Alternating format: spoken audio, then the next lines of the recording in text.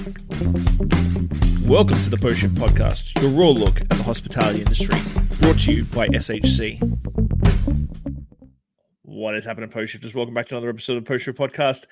Of course, I'm your host, Shawn Soole. I screwed up my own fucking intro there. What the hell's going on? This is a auspicious start to another episode. Hope you're enjoying the episodes lately. I've been really knuckling down and making sure that I get like a good solid bank of really solid guests. I've got some nice diversity as well. Like the funniest thing is I've had a few people hit me up and they're like, oh, well, do you just talk about cocktails? I'm like, have you ever listened to my episode? Like, my podcast rarely talks about cocktails. I don't think I've done cocktails maybe 5 to 8% of my total 450 episodes have actually talked about like geeking out about cocktails. We may geek out a little bit about today, but today I've got we're going to talk about social media and how to sort of build a brand on social media with Brenton Mowforth, who is the guy behind the camera when it comes to Cheers to Happy Hour. I followed Cheers to Happy Hour for a really long time, and then I think last year when I was in Toronto, we bumped into each other and he introduced himself. I'm like, oh, okay, now I can put the context all in. But we're going to be talking about social media, how to build your brand, and how to monetize it, especially in Canada, which is extremely difficult to do. Good morning, Brendan. How are you? Hi, how are you? Good. So let's kick it off. What's your origin story to get to the point that we're at right now? It's funny you say the guy behind the camera, because honestly, that's the best place for me. Like, being out in the open and like on podcasts is something so foreign to me, and yeah, it's like, you know, right behind the camera is where I'm the most comfy. Either that or editing. It's like a zen moment for me. It's like dishwashing. Like dishwashing for me is you put your headphones in and you just wash dishes in the back. No one bothers you, and you've got a system in place. But I think as hospitality people, like I think there's always that dichotomy of faces where we're like, if some of us are massive introverts like myself, which is funny when I say that. People are like, no, you're not. I'm personally an introvert, but then like you jump behind the bar, you get put into a position, into a spot that you're comfortable with, and you just like click.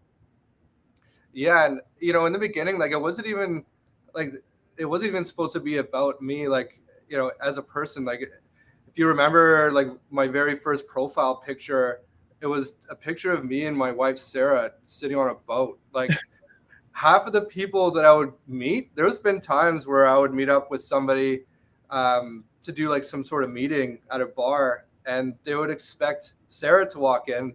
And then they see me walk in, they're like so confused. And, yeah, because like Cheers to Happy Hour, like you know, the original idea was for it to be not about like one person, like I said, but also about, you know, the social atmosphere of drinking, literally the cheersing. Like, so having two people in the profile picture, I thought was such a good idea, but eventually it kind of gave way, and people wanted to, I guess social media kind of changed a little bit, where they wanted it to be more about a specific person, and there became a bigger demand for me to show myself and allow people to get to know me. And yeah, like, you know, I'm actually you might not notice this, like if you see me at the bar, because I've kind of shaken it off a little bit, but naturally I'm a very, very shy person. Mm-hmm. And yeah, so this whole experience has kind of helped me shake that, and yeah, like that demand coming up for me being out in front of the camera has definitely, you know, put me on the spot. So when did you start Cheers to Happy Hour, and what was the driving force behind it? So in 2017, I just needed a drastic change in life. I wasn't fulfilled. And have you heard of he's an author / orator from the 50s and got really popular in the 70s. His name is Alan Watts. Are you familiar with that? Yeah. So he's the guy in the 70s. He had some speech where he's like, you know, money. What do you want to do with your life? Like, yeah, exactly. Yeah. Logic samples it. Logic samples it on one of his tracks. Yeah. Oh, really? Oh, yeah. Yeah. It's like, so the question, like, you know, if money doesn't exist, if, you know, money and currency cease to exist, like, what would you do to live a happy life. And then he goes on to say, turn that into a living, find out what that is and turn that into a living. But, basically, find something you do for free and then, do that for a living. And I was doing that for 10 years in, production. I moved to the city, Toronto, in 2009 to pursue being a fashion photographer. And then I got into doing videos and ads for just, one-off videos for Kia. I ran a production company for a little bit. Kia was one of our clients. I used to do some crazy work for the city of Toronto. Toronto, as a client, they were always the ones to call me up and say, we have a crazy deadline. We need this thing to be done yesterday.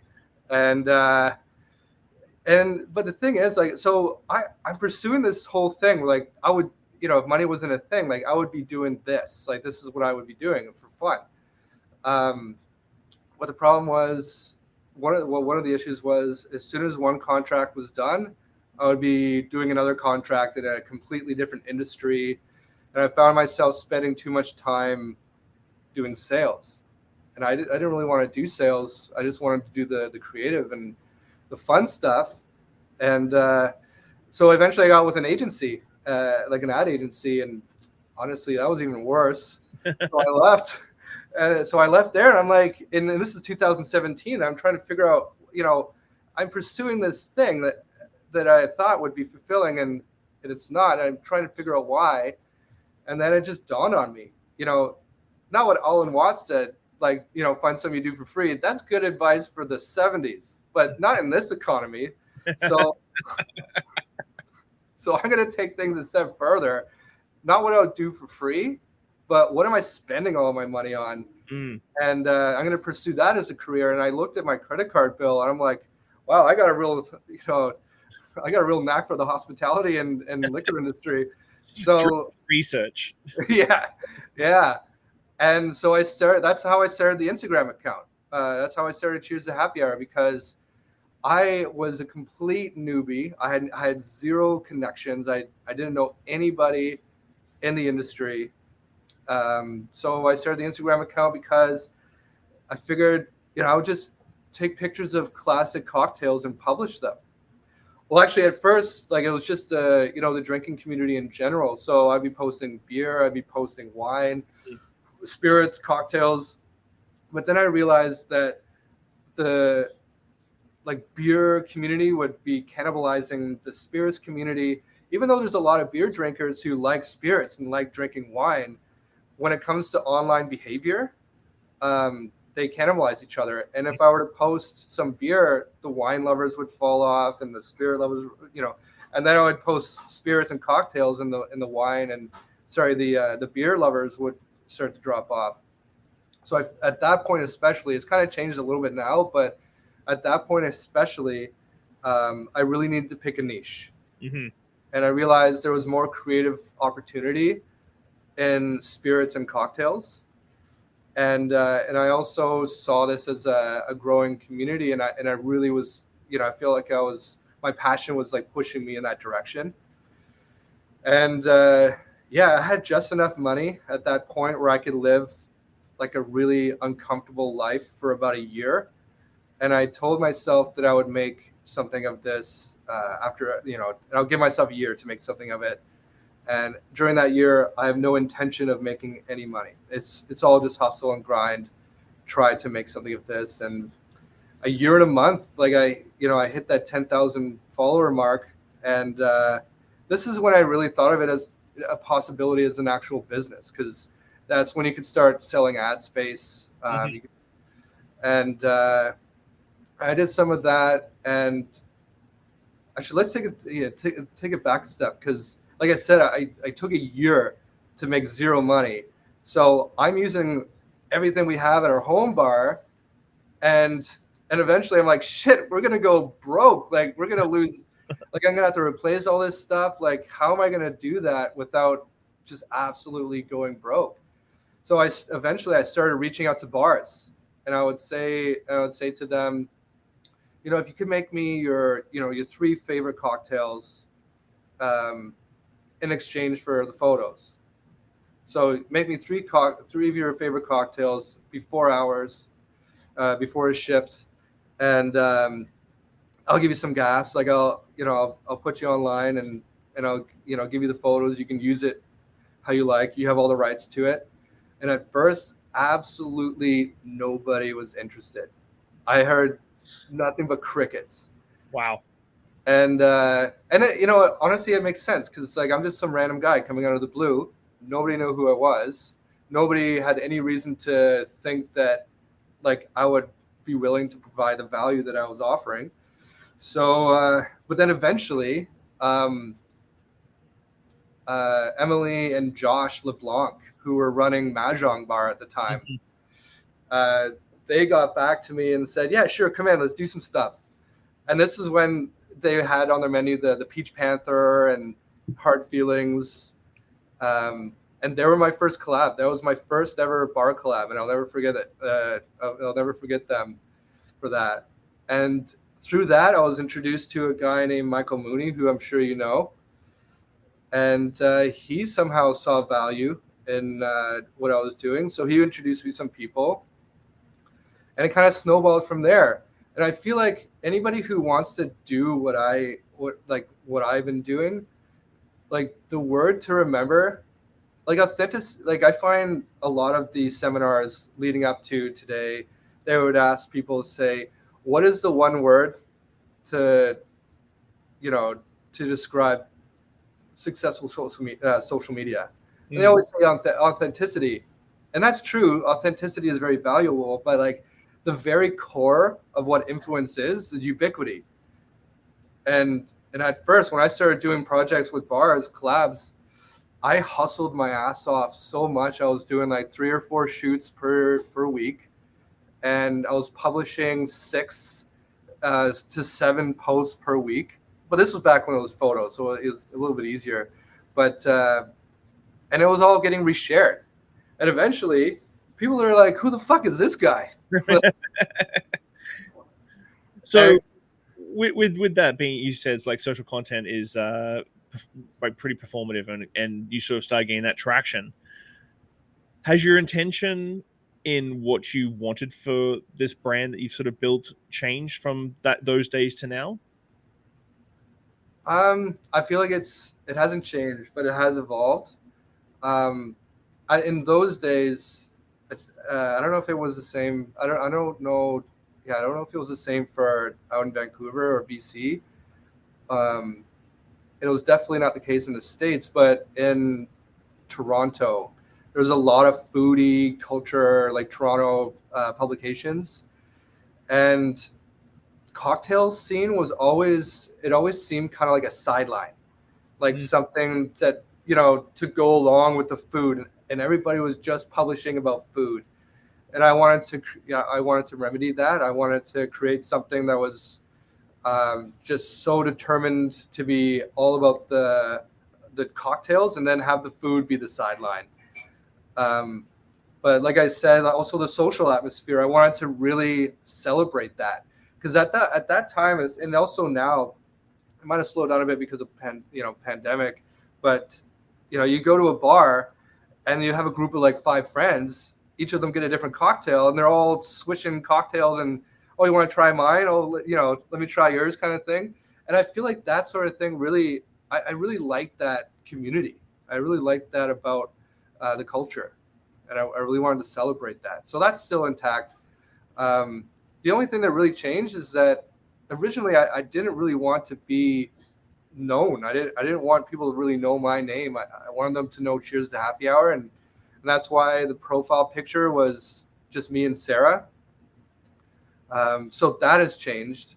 I'm less shy, so now I'm more willing.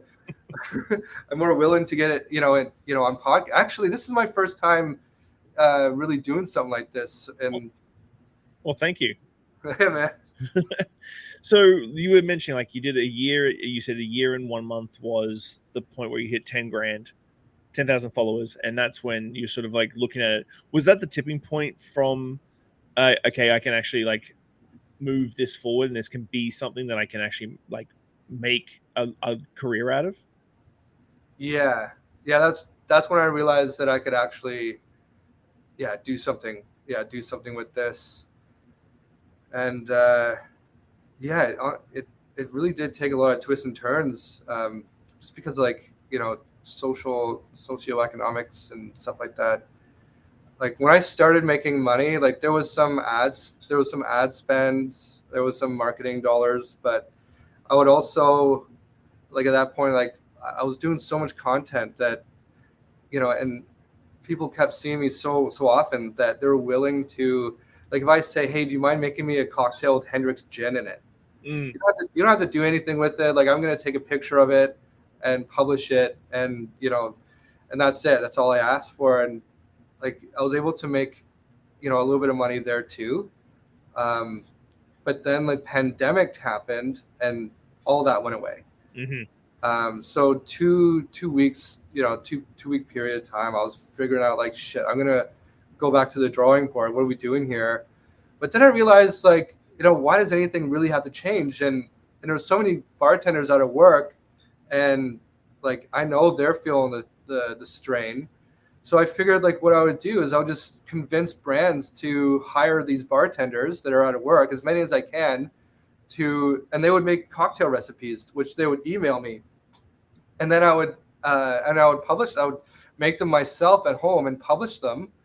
And that's when I started getting. I was getting some bartenders paid. Like every brand that I brought on, we'd bring on 5 bartenders, and they'd all get paid for the recipe. And we'd also, talk about them.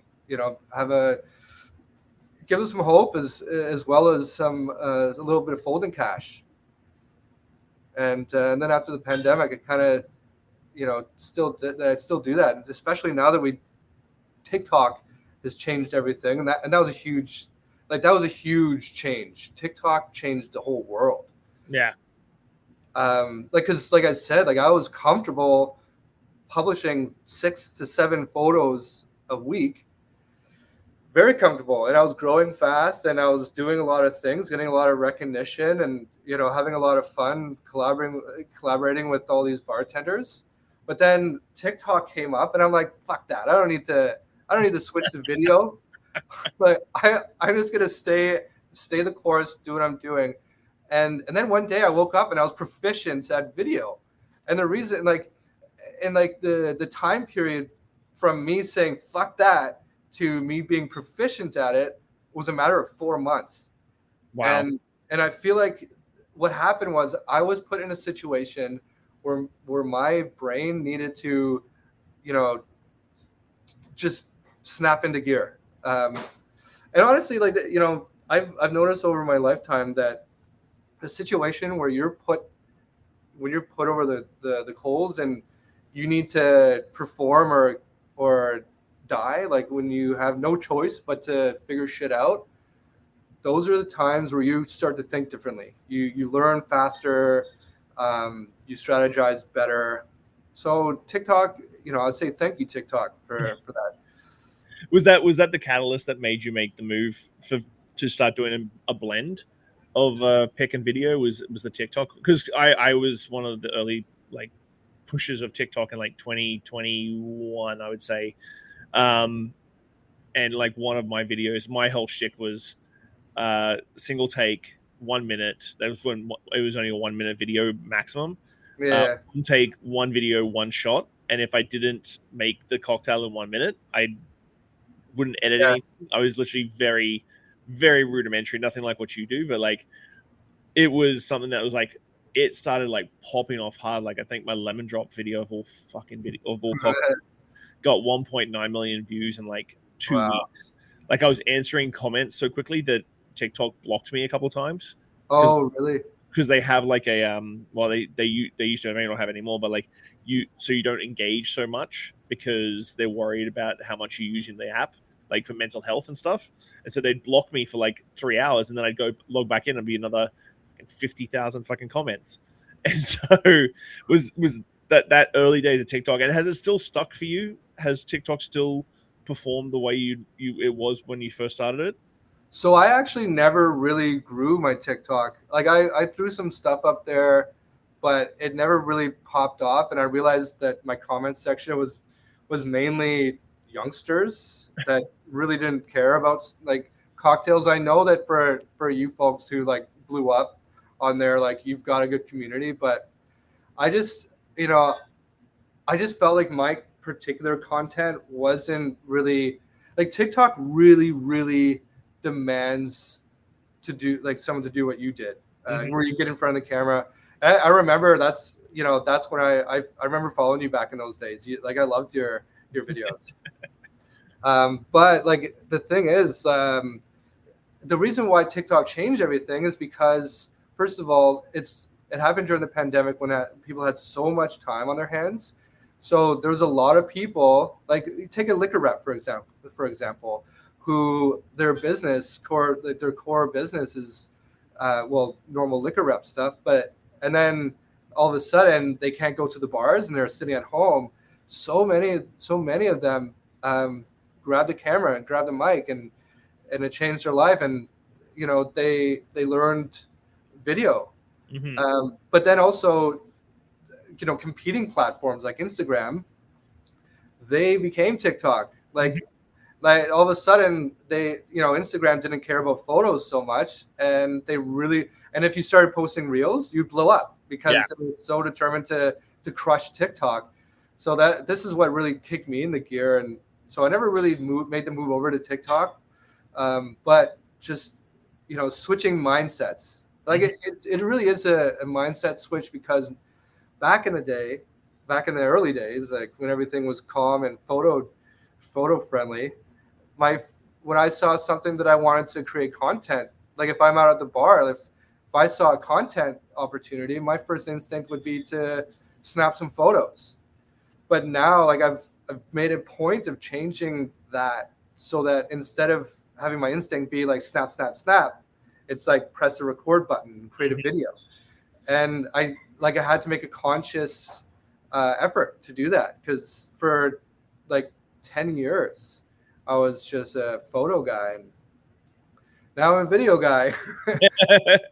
So when we are talking about scaling and everything, have you always been a super organized person behind the scenes, or was that something because I think a lot of times people go, oh, content can be organic, and a lot of times you can get good organic content when you're like out at the bars, as you were saying, like dropping videos and stuff.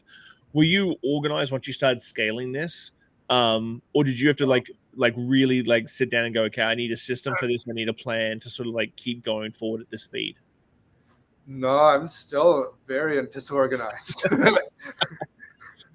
Like what really made it easy for me is that I developed a shooting style that was more like really run and gun.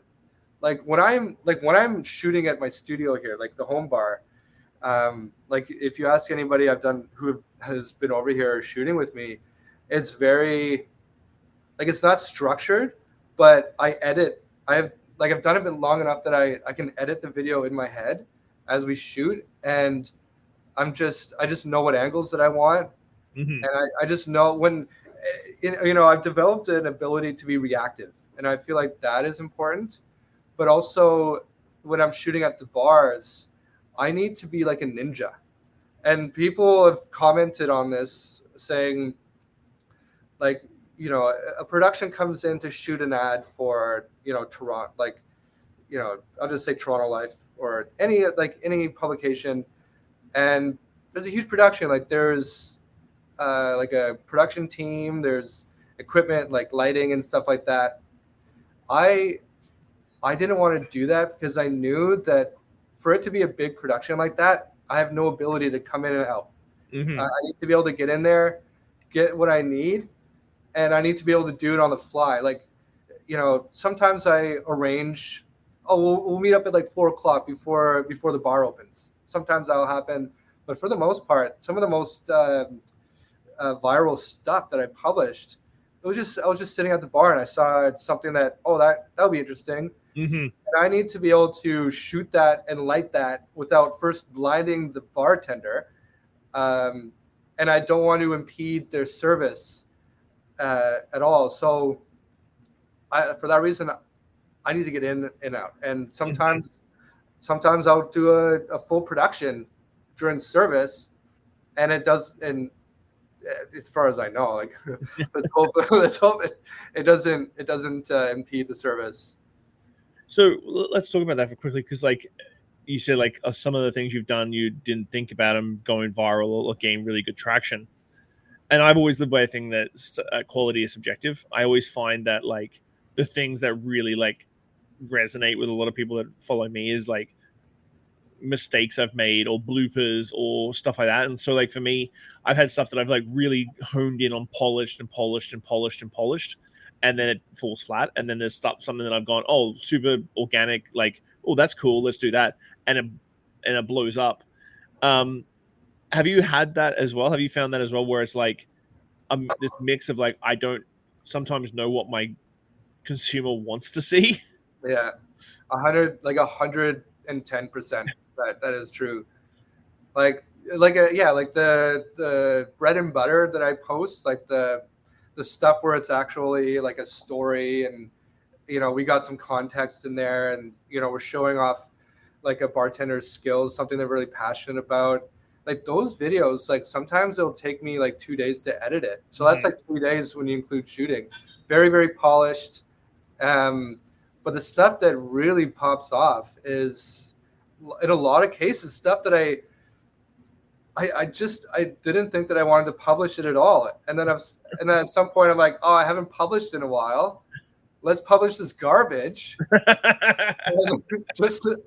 and it blows up. Like there was one video where I was at Library Bar, and when I say garbage, I mean like just not polished. Well, I gotcha. Yeah. So I'm at Library Bar, and you know how they had the bird bath martini where they don't stir it, they just put the ice in there and they swirl it around, they pour it in. A beautiful, beautiful cocktail, absolutely amazing. But like the video, it just didn't seem like it would be like there was nothing to it. It was just a guy pouring a drink. Yeah. And that one blew right up. That one, yeah, that was like. I think that the big thing, that's why I always bring this up, is that because I have so many young bartenders go, oh, I don't want to post because I can't do polished works, because it's always outside looking in. So they look at your work and go, okay, well, I could probably do that. But then you said 3 days to for shoot and edit. That's crazy. And so it almost stops them from posting at all instead of posting something, because they worry that it's going to get judged. And obviously judging is always the hardest thing, but like they're worried it's going to get judged, and they're like, well, it's not the quality I want. I'm like, quality is subjective. Something that you go, I don't like this is not my style, then all of a sudden someone goes, oh, that was cool, I just love that.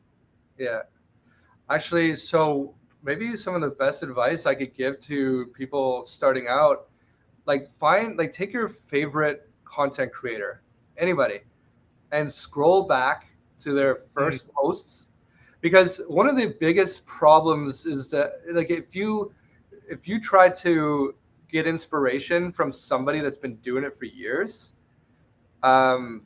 you're trying to follow from where they are at now, whereas you should be following from where they were as they were blowing up or before they were blowing up, because the way, like, even if, like, not that I'm suggesting you look at my old stuff, because I would not that one, but like if you were to scroll back to my first posts, it was absolute like garbage. Like it was really, really bad. And but what happens is, like, when you post things and it does really well, your brain is naturally going to be like, okay, how do we recreate this? Mm-hmm. And then when you post things that does really poorly, your brain's like, okay, how do we avoid like this failure? And if you do that a certain amount of times, eventually your brain's gonna be like, okay, don't do that. You create like do's and don'ts, mm-hmm. and an intuition, and eventually you just kind of understand like what the audience actually wants, how to create that, and how to avoid boring them or making them not like it. So how do you stay motivated? Like, as we're talking about, like, this sort of chipping away. I look at it as like a block of marble where it's like the things that work, you chip away that. You're going to do that a little bit more. Bad things that don't work, you chip away at that. So you end up with a very focused thing. How do you stay motivated and creative when it is technically your job? Yes, you're passionate. By the way, everybody should go and listen to that Alan Watts like speech and total, because it's fucking epic. Yeah. But how do you stay motivated when it is your job and you are having to be creative constantly? Well, I'd say there's two things. So the first thing that I don't deal with too much anymore, because like I've kind of got used to it. Mm-hmm.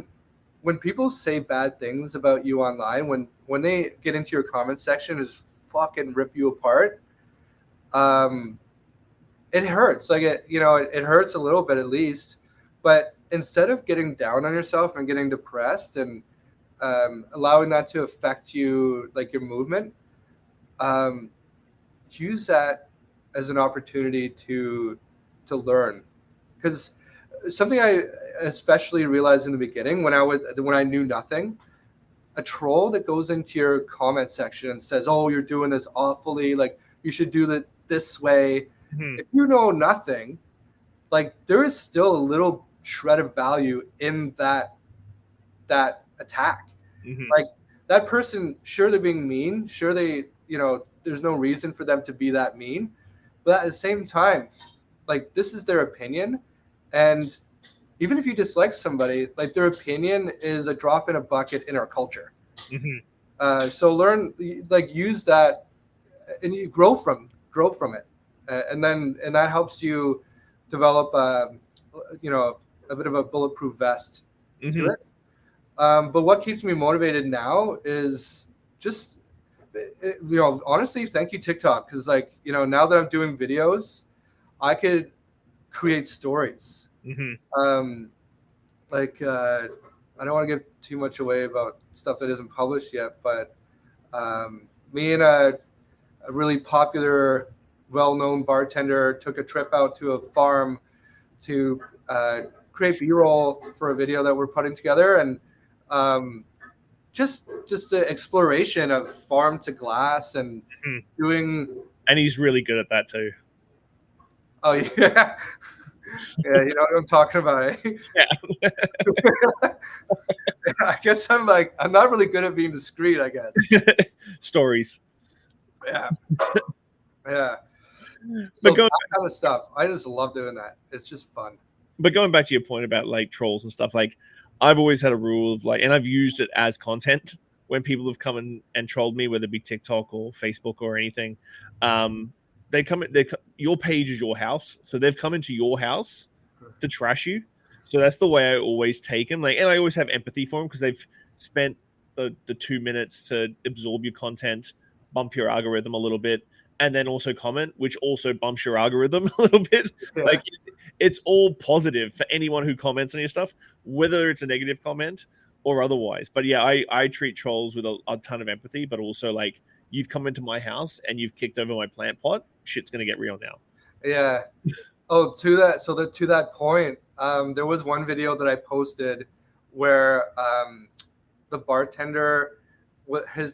bartender's hand was a little bit too high on the glass when they put it down on the table.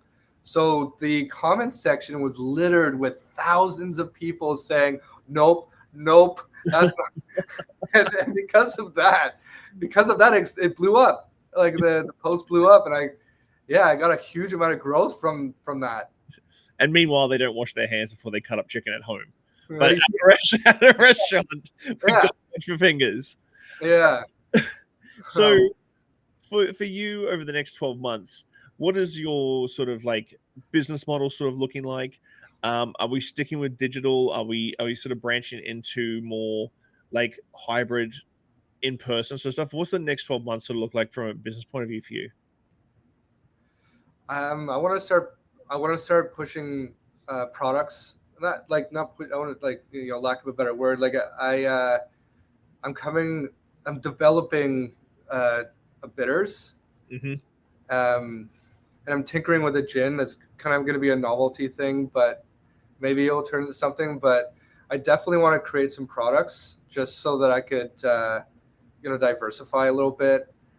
I'm also like really focused on developing the ability to shoot and publish longer content, including more bartenders, bar folk, because I feel like that's really where, like, if I were to go back to like what I would do if money didn't exist, like that is what I would do. Like, go into farms, going and understanding the passion that goes into other people's work. I find that to be the most fulfilling thing that I've ever, aside from having our daughter Gemma, of course, I think that is the most fulfilling thing that I've ever done. And I want to do that. I want to do it in bigger ways. Maybe in the future, have it be a goal to do like a feature documentary. Yeah, and I feel like we're fighting a good fight when it comes to changing the culture of drinking, getting people to respect alcohol and respect the social environment, and not like, because I grew up in what I would say is like the dark ages of drinking, where like we would go to parties and do a handstand on a keg, or get a beer funnel. And like, this is not like a way to live. That's perfect. So with hospitality always being about the storytelling, how do you balance out what you put out, that the artistry and the creativity behind that, with also keeping that, as we've talked about, the algorithm stuff? How do you balance that out so that you sort of, are you thinking about the strategy when you post? Are you thinking about the algorithm? Are you still focused so fully on the creative that you want to do and put out, and then see what sticks?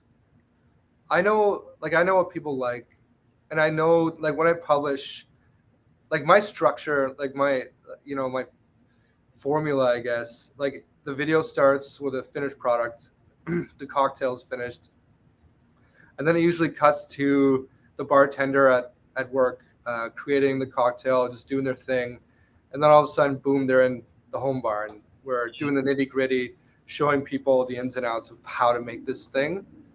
That, I know that works. Whenever I publish something like that, people always enjoy it. There is a lot of times where I publish things that I would say is just for me, just something that I like and just wanted to get it out there and see how it does.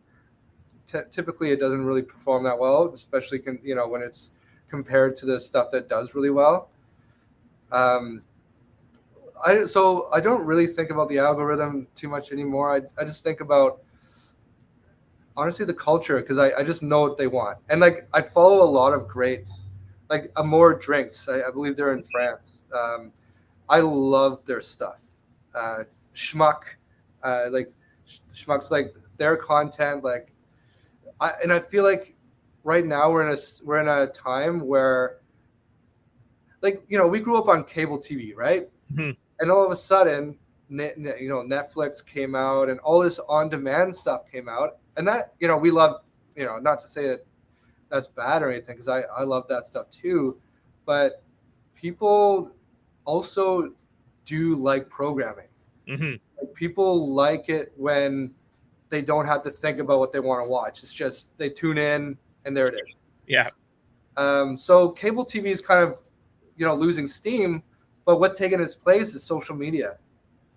And it's so much, back in the day we'd have like 40 channels, but now we have like endless supply of, you follow what you like, you don't follow what you don't like, and if you lose interest in something, you just unfollow them. There's no fuss.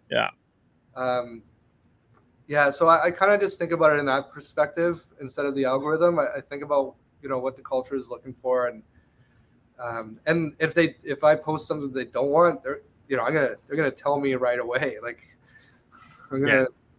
So I did like your piece of advice. Just for, I'm going to reiterate it. This one is the piece of advice you gave to anyone bartenders who are trying to do content creation, and go back to the early days of these content creators that you go ooh are at, and see how it is, because I think that is the biggest hurdle.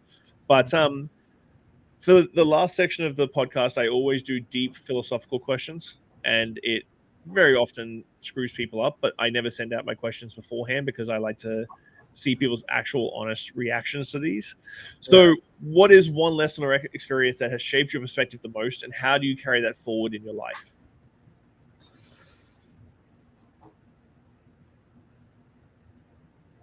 Oh man.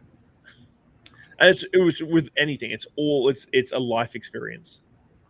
Yeah. So I I was never a really good student. I never, like, school to me was like, I was like allergic to it. And I, instead of going to school, I got a lot of my education from cold calling. This is back before Choose the Happy Hour, when I was trying to be a marketing advertising guru. I would cold call CMOs and CEOs of companies, and I would convince them to mentor me. I would say, give me 2 hours out of your month. Like, I'll come and see you like once or twice a month, and you just whip me into shape. We'll talk. And I've realized that a lot of them are actually pretty open to it, mainly because when you've achieved a certain amount of success, and they want to pay it forward, and they want to see that success come to fruition in others. So if you're wondering where to get any kind of information, if you're wondering how to hone your skills, sometimes just pick up a phone and ask. That's a good one.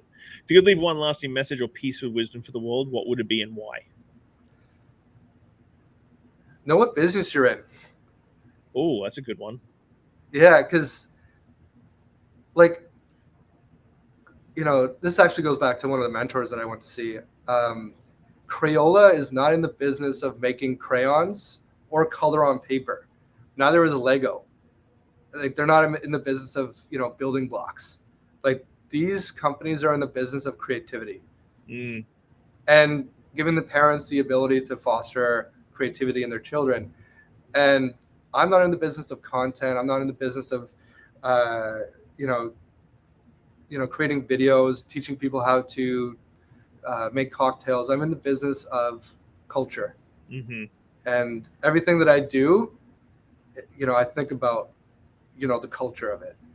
That's really fucking good. That's a great one. Thank you. Looking back on your journey, what is something you wish you had understood earlier in life? Not to get with the agency, not to get a manager or an agent.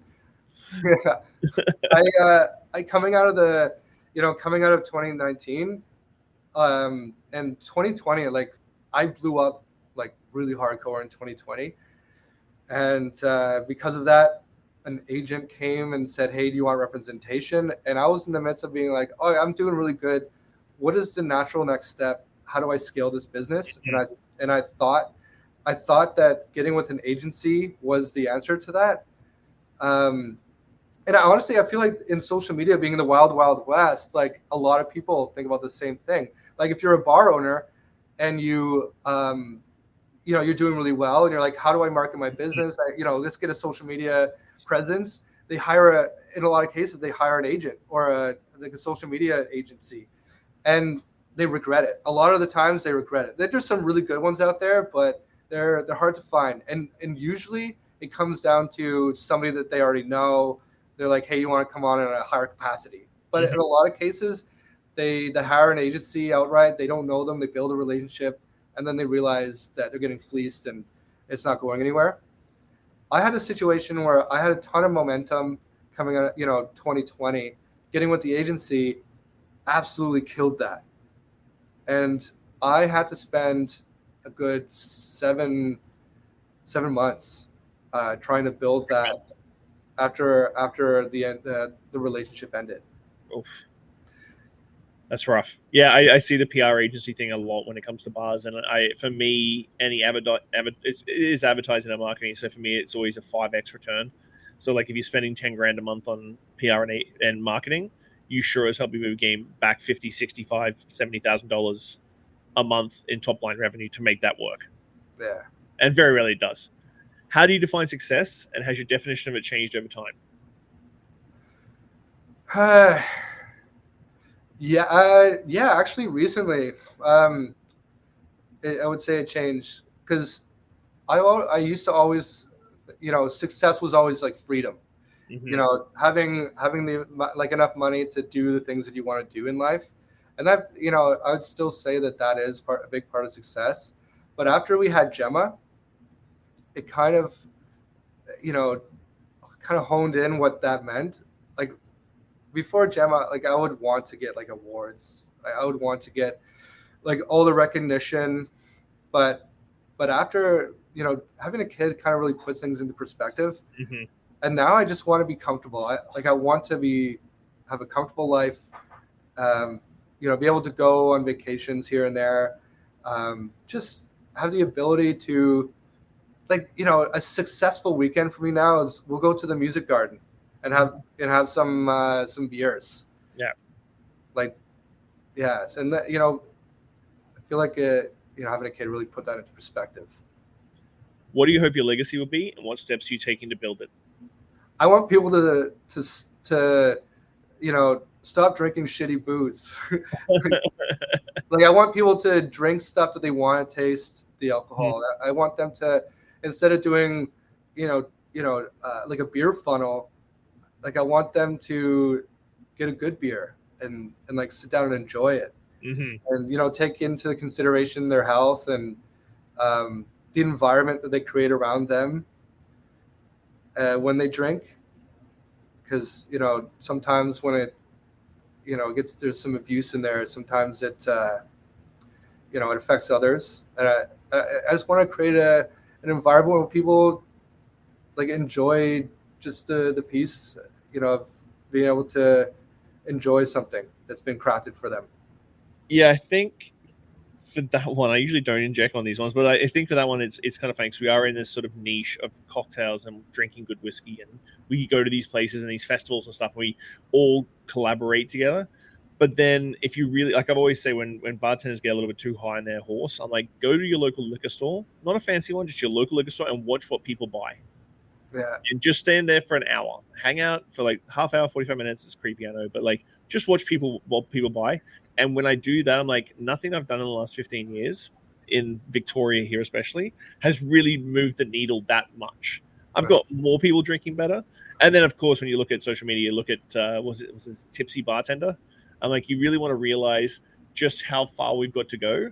Yeah. You go to like really good, like yourself, your platform and your social, your profile, and you're like, okay, this is the way I like to drink. But then you go to Tipsy Bartender, and he's got like 4.1 million followers, and people are drinking like Juby babies out of like freaking Sprite and that sort of. And you're like, oh, people still drink like that. Yeah, and then they get a bit older, and the sugar really starts to affect them, and they say, "Oh, I can't drink cocktails because they're too sweet." Yeah. And the same with rosé. Like rosé, I feel like as a category, rosé really got hurt because people, they drink really sweet rosé, and there's some really great rosés out there. There's some great ones. But very last question: what's your favorite classic cocktail when you go out? Last word. I know this is very polarizing, but last word, and in particularly the one that they make at Bar Pompette, which they changed the specs quite a bit. But any last word, honestly, it's for me, like it's hard to make me a last word that I don't like. Nice. Well, man, thank you so much for your time. I really appreciate everything. Like it was great. I'm glad you reached out and said, hey, I want to be on the podcast. Would you be up for that? I'm like, yeah, let's do it. Yeah, man. I really appreciate it. Thanks for being my first. There was there's a lot of great information on that in this episode, so I really appreciate it. Thank you. Well, I'm going to leave you to your day. I'll chat to you very soon, my friend. Sounds good. Thank you. Bye-bye. Thanks for listening, Pose Shifters. Well, I hope you enjoyed that episode. I really enjoy sitting down with friends and peers and just chatting about the industry and getting down to the nuts and bolts of what's really going on out there. Make sure you like, subscribe, comment, everything on all the platforms. Just hit it up and I'll do my best to answer any queries or questions you have. I'll see you next week, guys. Bye.